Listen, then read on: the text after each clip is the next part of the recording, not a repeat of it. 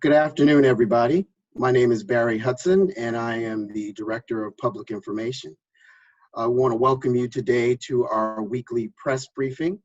We took a little break last week for the county executive meeting with other county executives in the press conference, but we're back again today. As usual, we have our speaking today, County Executive Marc Elrich. We also have Health Officer Dr. Travis Gayles, and our Emergency Management and Homeland Security Director, Dr. Earl Stoddard, here to answer questions. If you'd like permission to record, please let us know for the media. And also, if you have questions if we have questions from the media, please make sure that you indicate your name as well as the news organization that you represent. I know everybody's kind of looking out their window as we start on this snowy day, but we've got some important things to talk to you about. And we'll start off today, as we always do, with County Executive Marc Elrich. So I want to thank everybody for joining us today. Maybe this is one of the really good things about Zoom is you didn't have to drive someplace to attend a press conference. Hopefully you're all doing this from the comfort of someplace safe and you're not out on the roads and don't have to be out on the roads as much as possible. I'll start by saying, last week I joined leaders from around the state for a press conference to show people around the state and this region that we're united and working together to fight this pandemic. We were joined by, public health officials who emphasized the importance of doing something about the rising cases in our region, that it's not enough to prepare the hospitals, but we actually need to be preparing our people, and we need to be doing what we can to reduce those numbers. And that's exactly what this group has decided to work on, and we've moved over the last week to announce additional restrictions, and I announced mine last week. I want to highlight, what the most significant restrictions are. Indoor dining was suspended. Indoor sports gatherings are limited to a maximum of 10 people total. The maximum capacity for retail establishments was reduced to one person per every 200 feet of retail space, not stockroom space, retail space, and not to exceed a maximum of 150 people.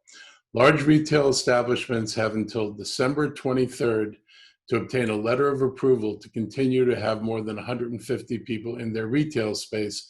And they're going to have to demonstrate what they're going to do to ensure that they can manage this in a safe way. Religious institutions remain capped at 25% capacity indoors, and letters of approval are needed for outdoor services of more than 25 participants.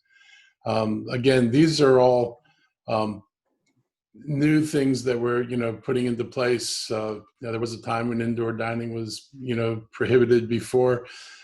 As things improve, we will revisit all this. We're not saying we're going back to zero before anything changes, but we're certainly not going to reopen things under the current conditions. This was an extremely difficult for me and the council, and I don't want anybody to think we took this lightly. We're well aware that we're making decisions that impact lives, jobs, and businesses, but it's our responsibility to do everything we can to keep people safe. I especially want to note, as I've done before, that businesses are not the enemy here. This is not a war against business. This is something we have to do in order to keep people safe. The truth is, the federal government needs to look at what's happened to the business community as the kind of damage that you would experience if you were, fighting a war, or if you were dealing with, having to clear an area because of a flood in order to make sure that it's safe.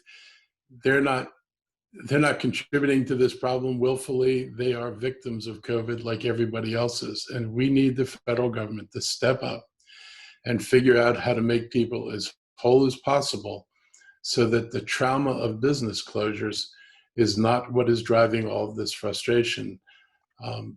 Whether you're a worker in a business, and if your business closes, you don't know when you're going to come back, and now you're wondering how you're going to pay your bills, or if you're the business owner and you've got rent due and loans on the property and equipment that you have, they need to get relief. It's that simple. They did not do anything. They are not the causes of COVID-19. They didn't do anything to spur it or create it. They are just victims of circumstance. And we need the federal government to step up and fix this. And this ought to be a priority over some of the other things that the government might want to waste money on. This would actually be a proper use of money, and it's something that would help this country recover.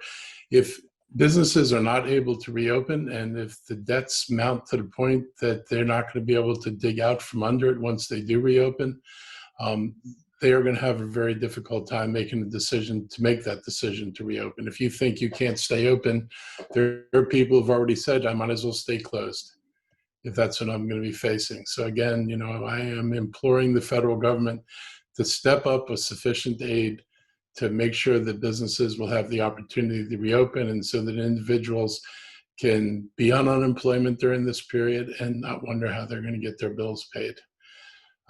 We are relying on data and science to make our decisions, as we always have. And in this case, it's very clear we have made a decision, a set of decisions that are designed to slow down the spread of the virus. Unfortunately, Montgomery County is very close to a significant and painful milestone. As of this morning, we have 995 deaths in the county, so we are fully expecting that this week we're likely to cross the 1,000 death mark. That's not a great victory milestone. It's a real sad statement of what this virus has cost people in terms of lives in the county. And it doesn't even count the people who are sick and will have lingering side effects, perhaps for years to come as a result of having been infected. So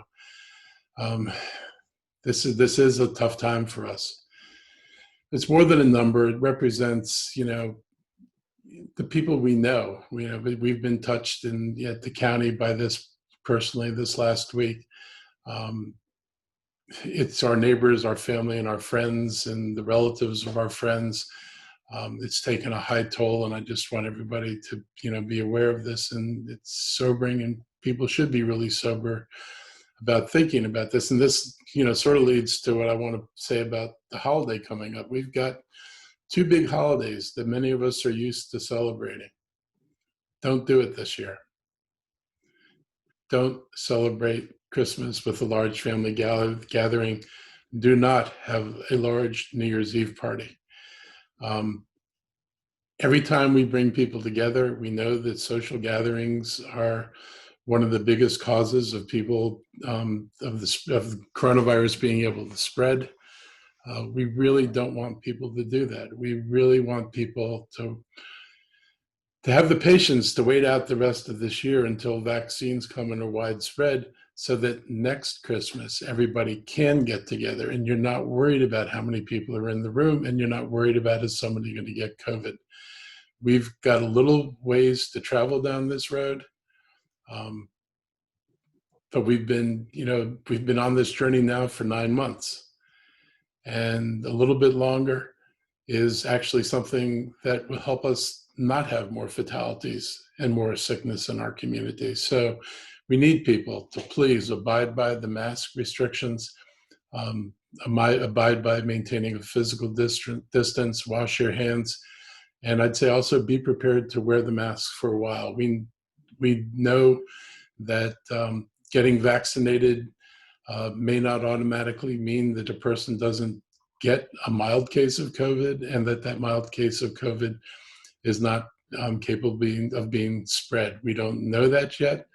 Hopefully, as the vaccines roll out and people get an opportunity to do further studies that would have been done typically if we had waited longer to unleash the vaccine, but I think people made the right decision once they were certain that people would be generally safe to put the vaccine out. But there are things we have to learn about its efficacy and what it means going forward. And so I would expect that, just because you get vaccinated won't necessarily mean you shouldn't be wearing a mask. And we're going to continue to encourage people to wear masks until we know more than we do today. When we look at today's case count, we had 438 new cases. Our positivity rate is 6.3%, below our peak, but still more than twice what it was a few months ago. And our cases per 100,000 are 43.7, which is about 8 times higher than they were a few months ago. We're reminded that we have to do everything we can to minimize people's exposure to each other, which means minimizing their exposure to corona. That's why we continue to focus on testing. Our testing volume is very high. Last week, we tested almost 12,000 people. Yesterday, we tested 2,372 people, and today a few of our sites are closed due to the weather, but you can go online to see which sites are open. We're expecting testing volume to remain high over the next few weeks as we get deeper into holiday system. And we are hoping that our partners, the many clinics out there who actually provide the tests and run the tests, are able to continue to build capacity so that the waits for results are not as long as they were right after Thanksgiving. We've had a good partnership with hospitals here in Montgomery County. Dr. Gayles and Dr. Stoddard continue to work with them directly. Yesterday, 77% of our hospital beds were in use. We're monitoring this number closely, and we're looking for every avenue we can use to prevent our hospitals from taking on more of a load than they're designed to handle. This virus is continuing to spread rapidly, and we can't stop the fight or let our guard down. And we're going to have to do everything we can do to protect ourselves. So, you can kind of see the light at the end of the tunnel. Vaccines, began being delivered all over the country this week. Unfortunately, because of presidential inaction, 100 million doses that could have been available in this country are someplace else. And we hope that we don't make any more mistakes in dealing with vaccine companies and make sure that we don't walk away from supply when people tell us they have supply they'd like us to commit to. We've got a lot of people in this country, and we're going to need 2 doses right now, at least with these vaccines.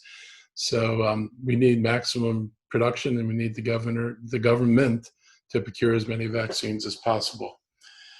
We've watched our healthcare workers getting shots, and it gives us hope. And among the category of people who were probably the highest risk, it's the healthcare workers.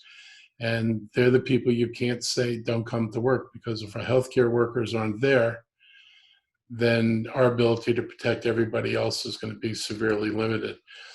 So I just want to salute the healthcare workers in Montgomery County and throughout the region and throughout the country who've continued to be asked to put their lives on the line in order to protect lives in the community. And I think we owe them a debt of gratitude. And I certainly appreciate everything they're doing to help make sure that that we beat this thing. I know we're all tired. I'm tired. But COVID apparently is not tired. And so until it's tired and until it's worn out, we're going to keep doing what we have to do to make us safe. And as I've said before repeatedly, it's only our actions that can make a difference. The vaccine will help, but it'll be a while before the vaccine becomes widespread. And if you're thinking you're going to get the vaccine next week, keep reading the newspaper stories, because it's very clear that there are going to be priorities set for when the vaccines are made available. And it will not be right away for everybody. They are going to be phased in. And as they become available, more and more residents will get vaccinated, but it's going to take a while. So please take care of yourselves, enjoy your holidays, but please enjoy them safely. And please give up the family gatherings. Hopefully we're getting to the end of asking people to do things like that, but it's not worth the extra cases and the extra pain. And frankly, I've had to do it myself with my family, and I hope that everybody can do this. So again, thank you very much for being here, and I'm going to turn it over to Dr. Gayles. Good afternoon, everyone, and happy Wednesday. Always a pleasure to be with you all. I actually don't have a ton of updates this morning, and we'll save room for questions. I'll just mention briefly, our numbers do remain at elevated levels, as the county executive mentioned, and those numbers continue to be elevated across the state and across the region. We have made, continue to make strides in terms of increasing our testing capacity. And as it relates to the $1 million question that everyone probably will have questions about, is vaccine distribution.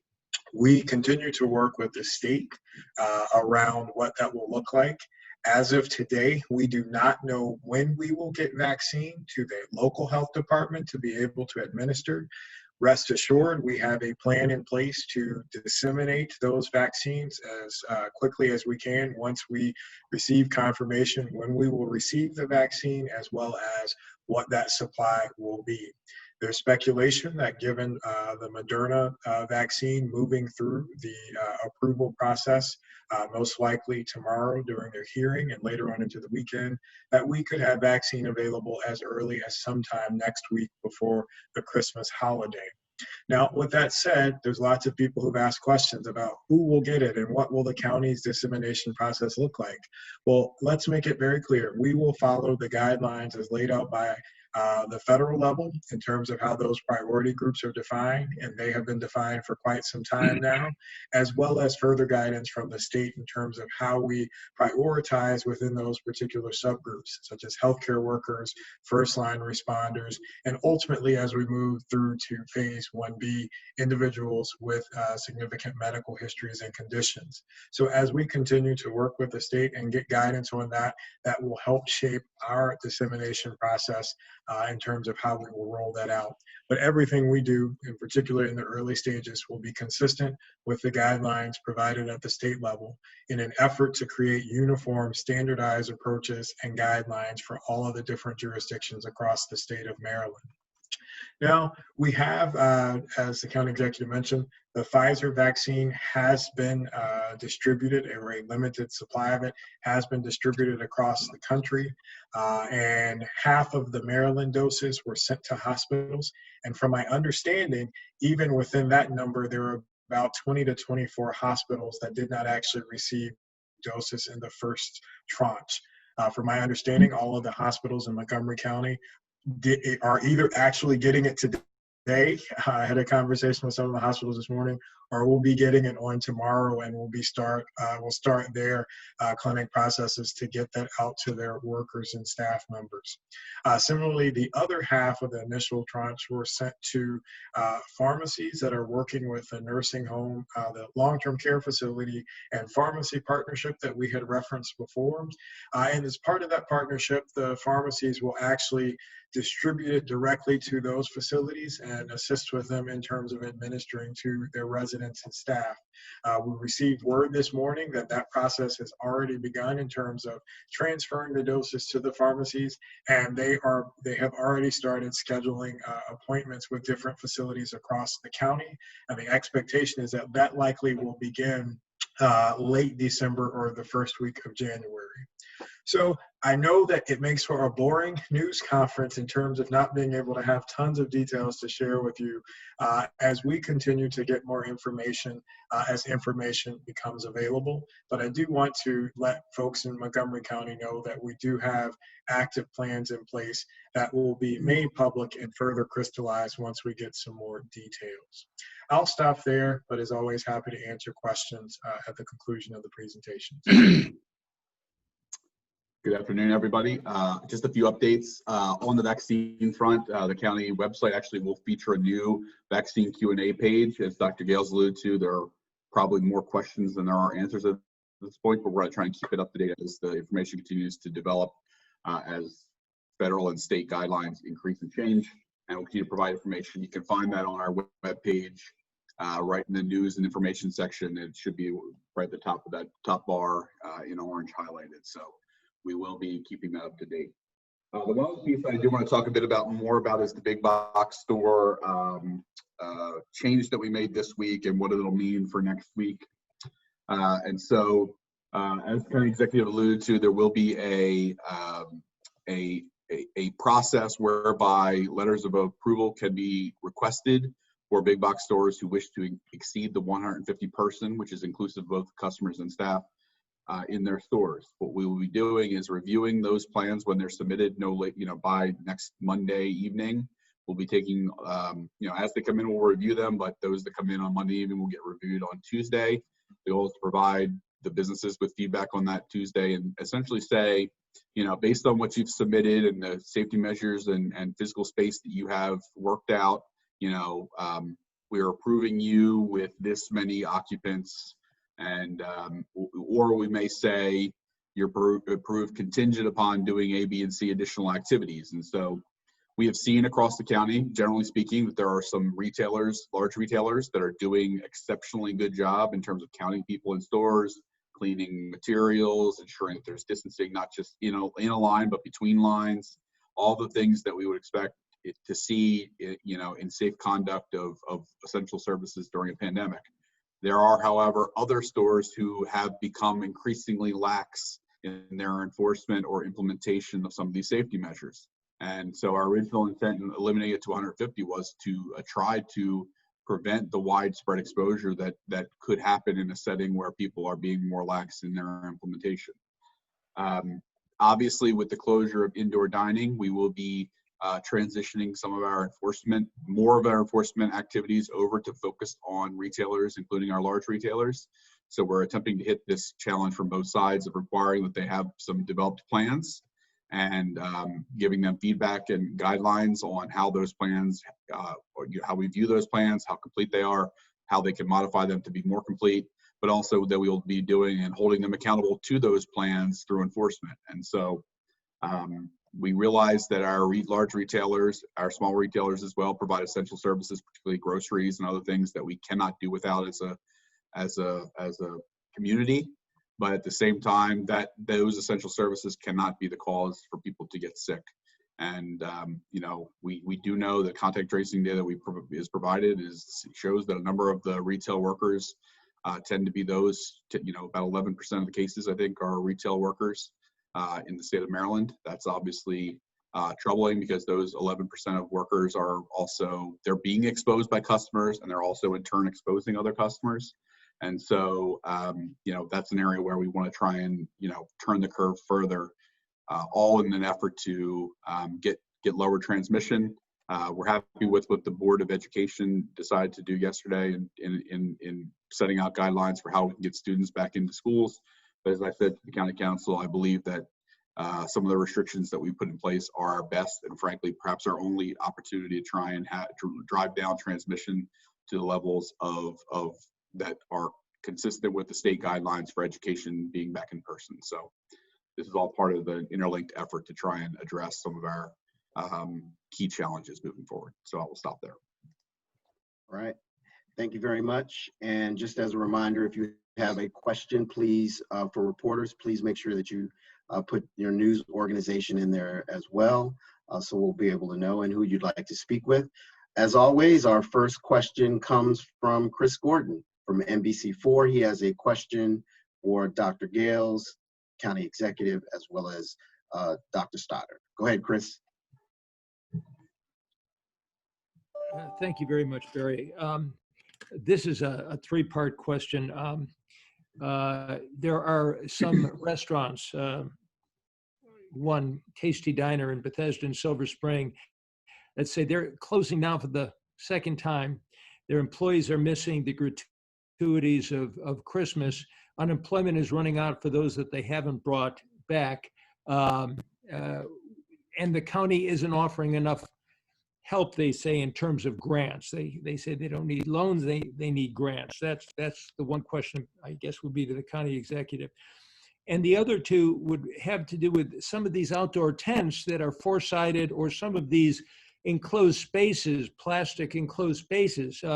Even though they're outside, aren't they kind of an incubator or a petri dish for the spread of COVID? So how do you make that distinction? Are four-sided tents legal? And all of them seem to be complaining about the exception for the big boxes. I'll leave it at that. Where I want to start, I guess I could start with the tent issue. We do. So the tent issue is one that we did clarify in the executive order. Tents are required in order to be considered outdoor space to have at least one of the four sides, if they're a rectangular or square, open to open air.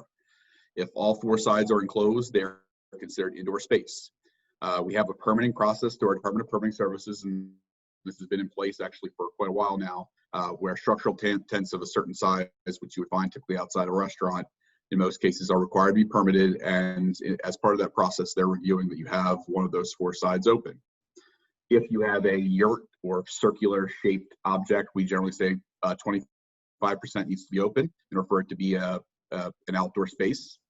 I'll have suggested as part of the order that if people have questions about their tents or want to seek approval for their tents, they should do that through a letter of approval process. We will be continuing to monitor outdoor dining, which would include those tent spaces in terms of both our education and our enforcement.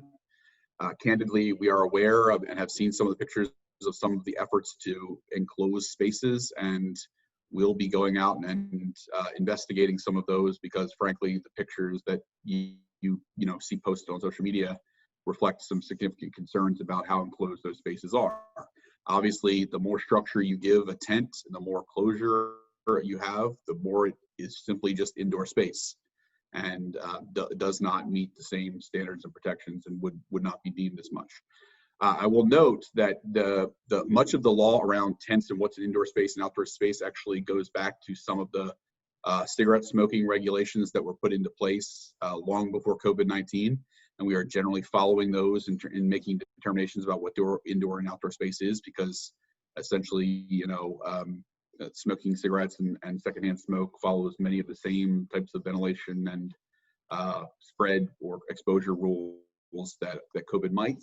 And so obviously that is helpful that the legislation has largely existed in many settings to set that forth for tents and other structures. So hope that answers the question.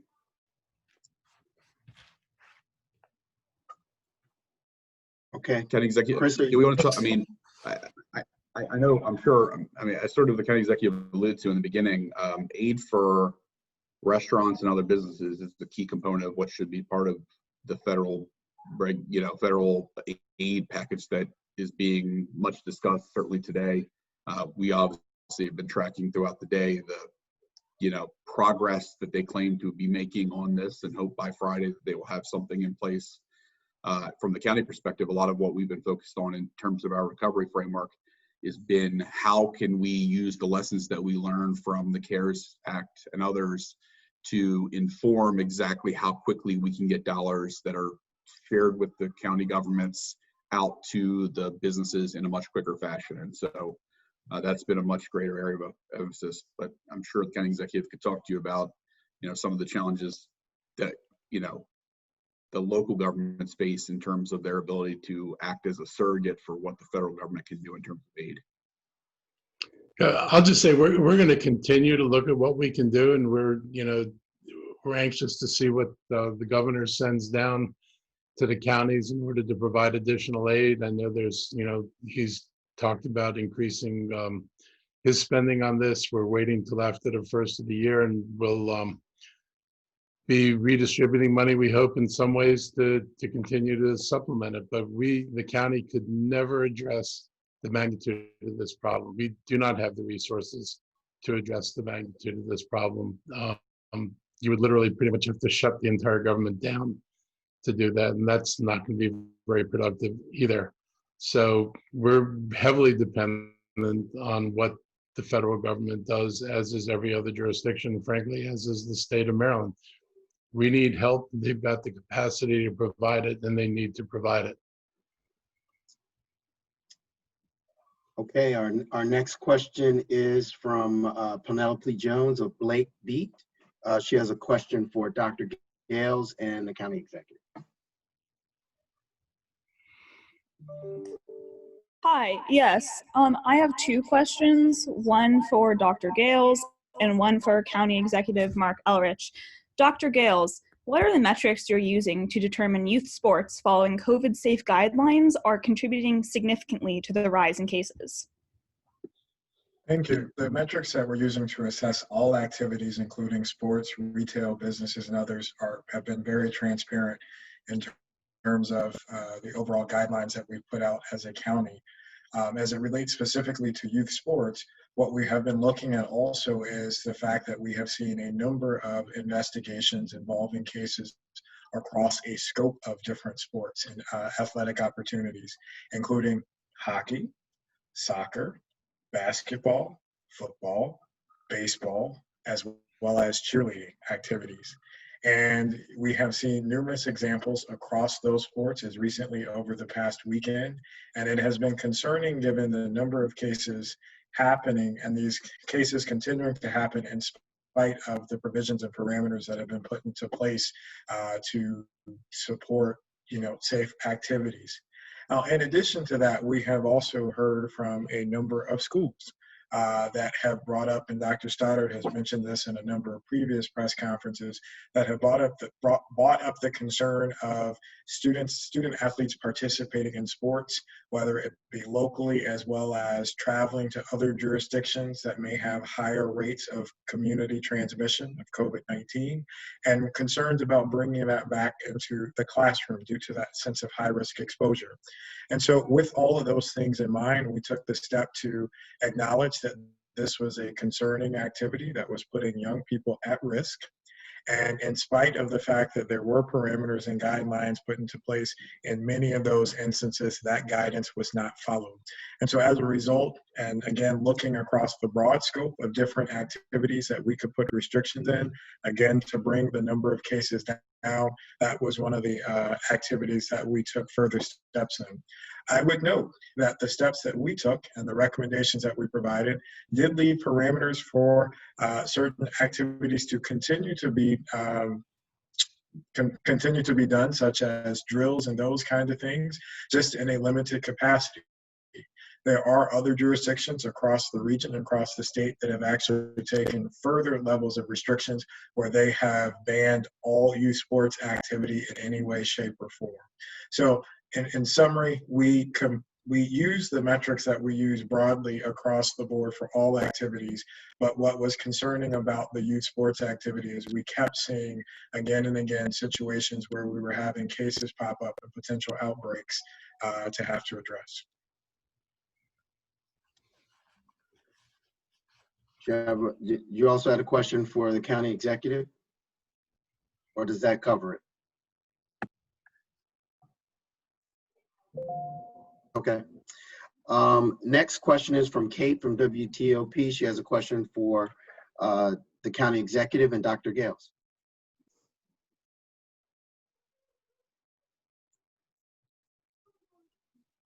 There we go. I wanted to check in with you on the, again, distribution of vaccines. And I know, Dr. Gayles, you said there's not a whole lot you can tell us at this point. And Dr. Stoddard, you said that there is something on the website now. Which particular website? And will there be, just as the state has talked about, because you have to make an appointment to get vaccines, we'll be able to tell how many and where. Can people also track that in real time?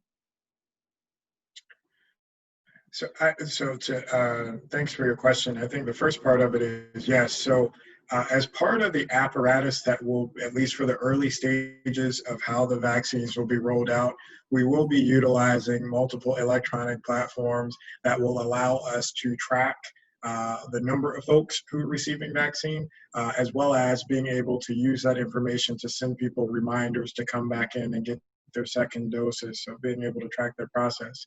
There is an electronic platform called PrepMod, in which individuals will be able to schedule their appointments and times to be able to come in, so that yes, we do get a sense of the volume, and we are able to track and have a better sense of who's come in and who still needs to come in to address those numbers. In addition to that, we expect that once we again get more of a sense of what volume we will get and what schedule that will be done on, is that we'll be able to scale out and better, for example, set up appointment times, build the capacity around getting as many people as we can in quickly, as well as looking at how we can continue to partner with our community partners, some of which are firming up right now as we speak, to be able to help us in that endeavor, provide the vaccines for first-line responders and healthcare workers who may fall, between the cracks and are not covered by the health system distribution or the long-term care facility distribution process. So again, in summary, we are working on those details, or we're hoping to get those details and we'll roll that out. But yes, we will utilize electronic platforms to be able to track and keep track of how many people have come in and be able to provide them with their follow-up reminders. And can I get a follow-up for County Executive on Delegate Eric Lutke came up with a piece of suggested legislation, and I'm sorry, I'm looking for it right now, but you may have heard mention of it, an attempt to, again, provide more relief for people who are most hit by the actions that have had to be taken to keep everyone safe, closings, shutdowns, et cetera. Are you working with members of the General Assembly on ways that at the state level people can be assisted because of, whatever may or may not happen on Capitol Hill? We're going to be working with the Assembly throughout the session to make sure we get the most, advantageous and useful legislation that we can possibly get. They understand what we're dealing with. I mean, we're in touch with them and they're in touch with us. I have bi-weekly meetings with the legislature, so we're in conversations about what it is we can do and, what difference we can make at the state level. And I know that the comptroller has called on the governor to dip deeper into their reserves in order to provide a greater level of relief to the business community. And I'm certainly supportive of his efforts to do that. Thank you. All right, we're going to go to Rebecca from. One more point. Sure. Kate, the link to the vaccine website is in the chat. It's montgomerycounty.md.gov/COVID-19/vaccine, and that'll be a link, but it's on the news and information tab right at the top. Perfect, thank you. So we're going to Rebecca from the Washington Post. She has a question for the county executive and Dr. Gayles. My first question for Dr. Gayles, it's about vaccine distribution. I'm wondering if you can say where group home residents with intellectual and developmental disabilities are in terms of vaccine priority. We know that Virginia considers those residents as residents of long-term care settings, so they're in this top, band of priority. I'm wondering, does Montgomery categorize them in the same way as well? So Rebecca, thank you for your question. I'd just like to reiterate my earlier statement. Again, we're awaiting that set of guidelines from the state. Now, certainly, as best as I can say is I wouldn't disagree with what Virginia's characterization in terms of how those populations are. But as it currently stands, the state is handling those distinctions. And, that I can say as having been a part of those conversations, those types of things are under consideration. And, I'm hopeful that we'll get those official guidelines, much like Virginia has put out, as you referenced, from the state in the very near future.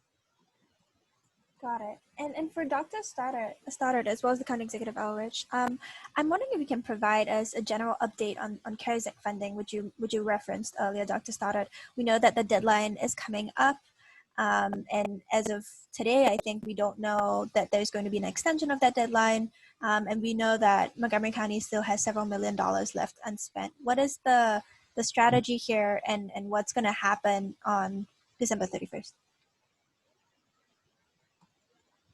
Thanks. If I'll just do a starter, I certainly can. Okay, I'll start. So we had a meeting on it today. I think, to be clear, the county has expended well over $183 million in responding to this pandemic, whether that's through response activities, our pay for employees, work money that we put out through businesses, housing, food assistance, across the board. So we've vastly exceeded the 183, and largely what we're going to be doing is an accounting measure where we're trying to triangulate exactly what we're going to get FEMA reimbursement for, to take that off the list and put other things that FEMA does not accept on the list. We've talked about this before. There will be no issue with us spending down $183 million. No issue at all.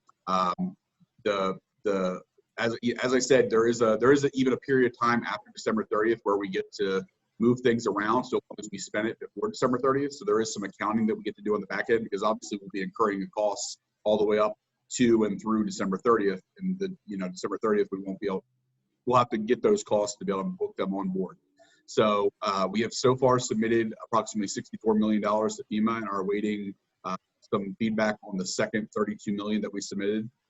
Was largely differential and other personnel costs. We have another tranche of just happens to be another $32 million going forward this week. So we'll be up to approximately $96 million by the end of this week, and are working on additional submissions as well.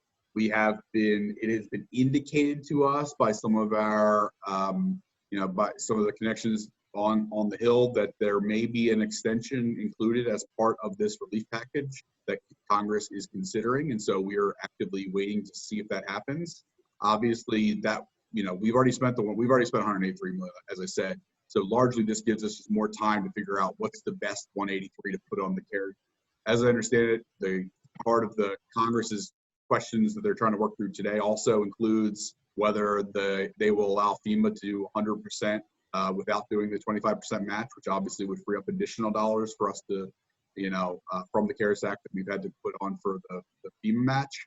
That would free up additional dollars and open up. So we're going to be doing some, accounting work between now and, even after December 30th, because we've already spent the money, and we just need to get the best 183 on there and the other money over to FEMA and what we need to spend in the general fund as well. Trying to triangulate all this stuff. So, in a quick follow-up for County Executive Elrich on that, I guess. Speaking of the discussions on the Hill, we've seen news reports coming out that part of this new package does not include aid for state and local governments. Does the county have the ability to continue funding some of its relief efforts without additional federal support? Or are you worried about this new package or the fact that there's not going to be local?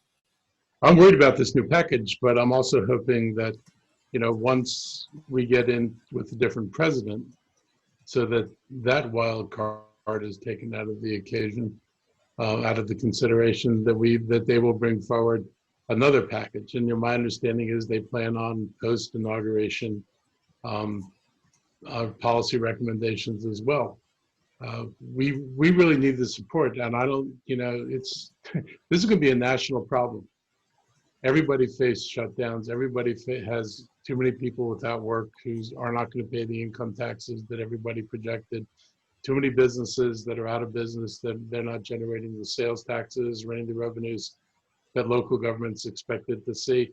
And none of us are in a position to say, well, it's of no consequence if they close down. It's actually a really big consequence if these businesses close down permanently. So we need the federal government to act. There's no two ways about this, and it'll be very hard for us to continue the same level of funding for anything if we do not get additional assistance from the federal government.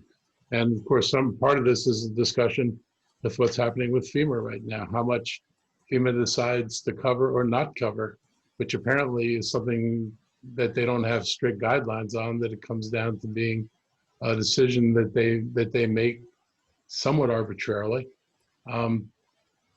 That is also something that could be subject to change after a new president is there. So we're continuing to, wait. And I think Dr. Stoddard framed it pretty well. We're trying to make sure that we don't use up a CARES dollar for something that could be covered by a FEMA dollar, because then that CARES dollar becomes available for more. On the other hand, if I spend CARES dollars and then try to go back with FEMA money, I think we've explained this in earlier meetings, once we've spent the CARES dollar, I can't reimburse the CARES dollar with the FEMA dollar. If I spend the county dollar, I can replace that with the FEMA dollar. So we're being very careful, and they're going to keep, looking at the numbers and seeing which things should go in which column up to the last day that we're allowed to make this submission. We want as much money in the county as we can possibly get in the county. Okay. Next question we have is from Deidre from IMC Media. Hi, thank you for taking my question. I have a question for Dr. Gayles. Dr. Gayles, yesterday you briefed the county council and spoke about hospital beds and the issues around them, and said that 3 out of 6 hospitals in Montgomery County had no ICU vacancies. And there was also one hospital with no acute care bed vacancies. I wanted to know if there was an update on those numbers, what the state or county is doing to get more hospital beds, and is there possibly a projected date that our hospitals could max out when it comes to ICU capacity or bed capacity? How's that going? Sure. Well, Deirdre, before I answer your question, I think the first person who asked questions, Penelope, maybe had a follow-up question and maybe got locked out. So just wanted to bring that to Barry's attention so that she'll get an opportunity to ask her other question. But as it relates to, the specifics with capacities, so the capacity numbers are fluid and we monitor them every day. And forgive me, I don't have today. I usually get the updated report about 2 o'clock in the afternoon. So we're 30 minutes early for that, but that information is updated on the website. And so I actually had a great conversation with a couple of the hospital leaders this morning that actually reported, at least for their facilities, that the numbers are trending in a better direction in comparison to where they were in the spring related to surge. Now, the key is we don't want everyone to say, well, it's fixed. No, there's nothing to worry about. Is we know that, again, hospital numbers typically lag behind the cases. And the models, again, that we have received from our academic partners as well as National Capital Region Surveillance does suggest that, again, that through the holidays that we could be potentially looking at elevated hospital rates as we continue to move through the end of December and into early next year. Now, the strategies that are being utilized to increase capacity are very similar to the playbooks that the hospitals within the county used back in the spring. And we'd like to commend our health systems here locally for doing a fantastic job in creating that platform and infrastructure then and being able to roll it out now. So for example, the first line of adjustments, if you will, that the hospitals will do is they will look internally within their physical blueprint of their hospitals and look at ways that they can expand capacity through potentially cohorting patients who are non-COVID related, as well as converting spaces that are typically just for acute care and increasing their ability to be able to provide additional critical care space or ICU space. Now, the physical piece has been probably the least bit of the headache. It's been more of the ability to bring on adequate staff to be able to staff those extra beds if they're turned over. And so far, things seem to be doing well across, all of the different health system fronts.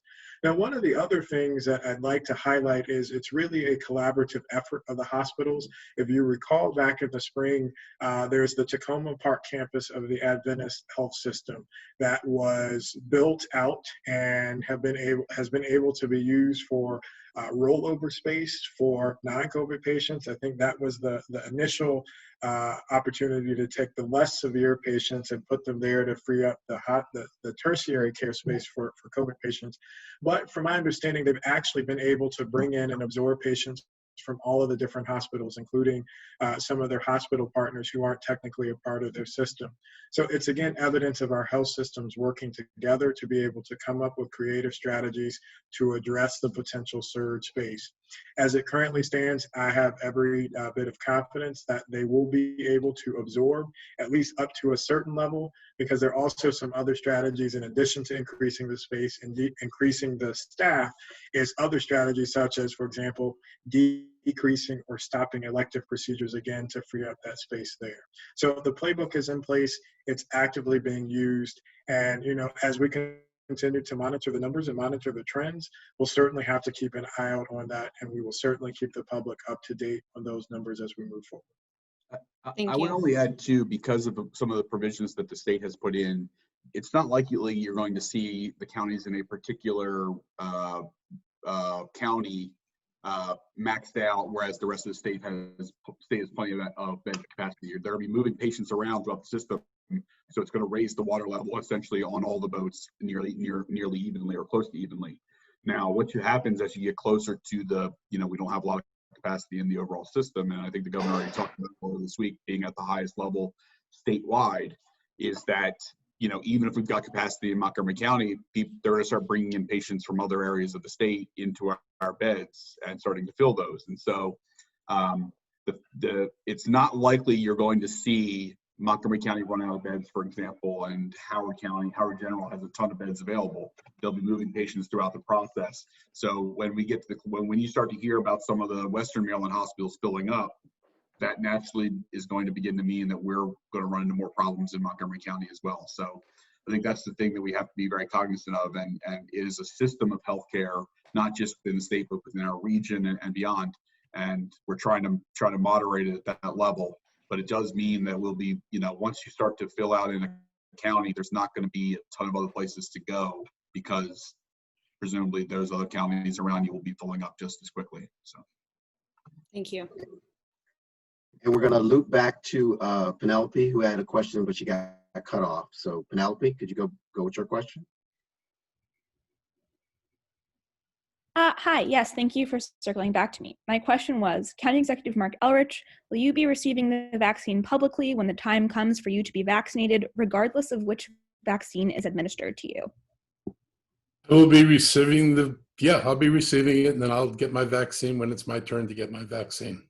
Regardless of which vaccine is administered to you? Pretty much. All right, thank you so much. Okay. All right, and we'll go to Brianna from Bethesda Beat. You have a question, I believe, for Dr. Gayles. Yes, thank you. I was just wondering if you could clarify. I know you mentioned that the county doesn't yet know how many doses of the vaccine will be coming here. Does that include that we don't know how many vaccines will be going to hospitals today and tomorrow?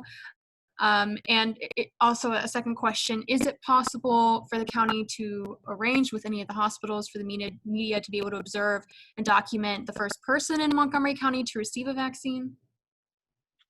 Well, the second component of that, thank you for your question. I think the second component, you would have to, you know, work directly with the hospitals on that in terms of the distribution. From my understanding, that at least I've only received qualitative updates from the institutions to say that they have vaccines on the way, and I think at least 2 of them, they physically have had at least one of the shipments come in. I think what you're looking at is probably the doses being calculated based upon the size of the health systems. And so you're probably looking at potentially larger facilities getting somewhere on average around, you know, maybe 1,800 to 2,000 doses as part of the first wave. And from my understanding, again, you know, they're being shipped directly to the hospitals, is that they're likely to receive a similar supply on a weekly basis. And so just to give you a scope of that, so let's say Hospital X gets 1,800 a week, and they have 14,000 staff members across their system that have to be vaccinated. So just to level set in terms of expectations, as the doses currently stand, you're looking at probably a 4 to 6 week timeline for the entirety of those systems to get coverage. And then, you know, again, this is one of the larger systems. The hope is that as time moves forward and as production increases, those weekly deliveries will increase in quantity, and we'll be able to get a larger number of folks through the queues in a quicker amount of time. Great, thank you. And we have a question, we have a follow-up question from Kate Ryan. Thank you. Sadly, I'm aware, due to a loss of someone that we know due to COVID, the funeral homes have told family members that they are backed up. What are you hearing from funeral homes? What are the implications and concerns for, you know, future public health on that as well? I think what we can say is that yes, that is happening, you know, due to the volume. And to use the county executive's words earlier, it's a sobering reminder of where we are. I think many instances we receive a lot of feedback, whether it's through email or social media, asking us, why are we stoking the flames of panic and why are we blowing things out of proportion? But the reality is when you look at a situation where funeral homes are backed up and they are extremely busy due to the volume of patients coming in, that speaks to what, we still have significant concerns in terms of COVID-related fatalities as well as, COVID-related hospitalizations. So we continue to, work with them to make sure that they have appropriate personal protective equipment and those kinds of things as they continue to move forward and, execute the practices that they have to put into place.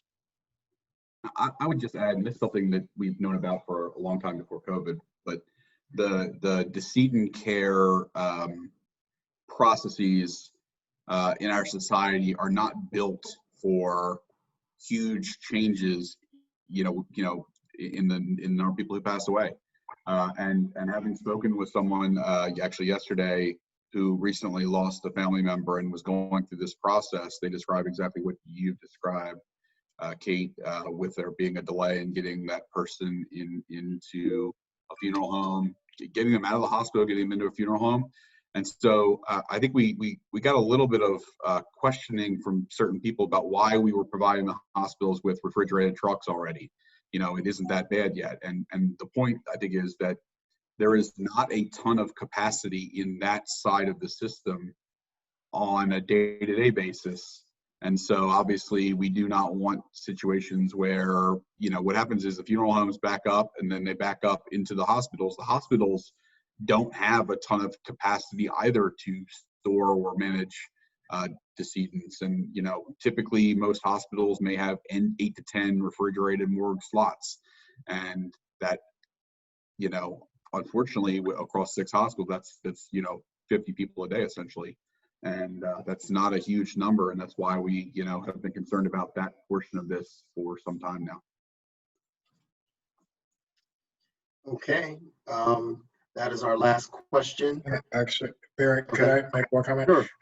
I just wanted to circle back to a question asked earlier in terms of getting the vaccine. So our hope is that when we get it available, we'll continue to follow through the priority groups and how that's defined.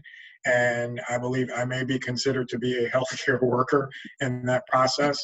And so I look forward to receiving the vaccine, whichever dose it is, whichever type it is, and we'll do my best and we'll do our best to make sure that we're very transparent about that process and transparent about what the experience looks like in terms of getting it, as well as what happens after we get it, with the first dose and the second dose. So hopefully we will be able to answer any questions that folks have and be able to allay any concerns that they have to make them feel more comfortable.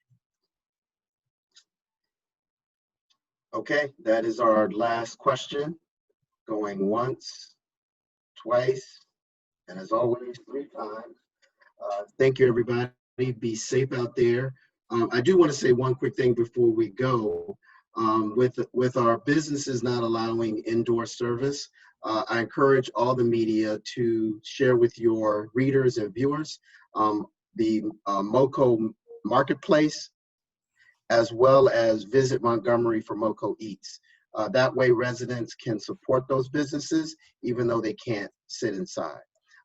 So thank you very much. And next week we'll be doing our briefing on Tuesday instead of Wednesday. So look out for that notice coming early next week. Take care and have a safe day.